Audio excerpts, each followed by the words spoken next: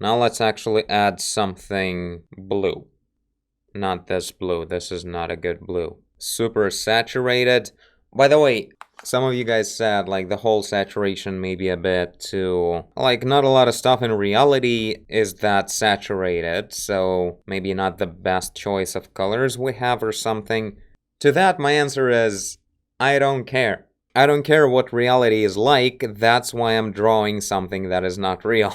Like, Arachna doesn't exist, and if we are coming up with it, why not use colors that are actually entertaining, I don't know, worth looking at? I've heard this a lot from all kinds of professional artists, especially concept artists, because they always try to, like in modern pop culture, it's important to be able to create concepts super realistically, like photorealistically. And I get the thing when they say you should choose paler, more real colors, not go crazy saturated all the time. I get why, and overall, this is a good idea if you want to go for, I don't know, realism. Not in just the appearance, but in the genre of what you're painting. But in this case, it's a bit of a different story. As some of you guys said, this is like Outlandish Curiosity went a bit horror direction. Kind of the point of it, and overall, like my personal take on the whole idea of using like more realistic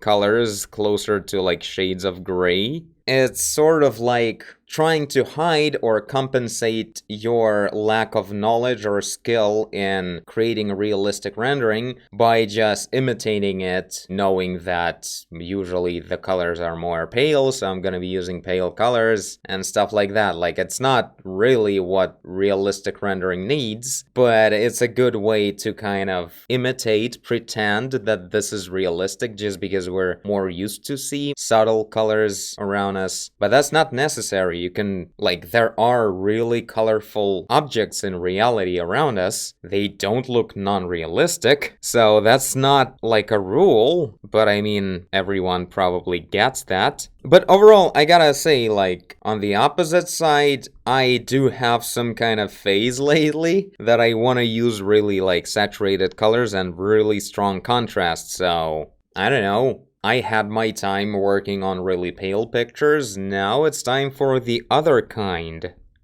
What the hell are these rubber bands? I should never paint and talk at the same time.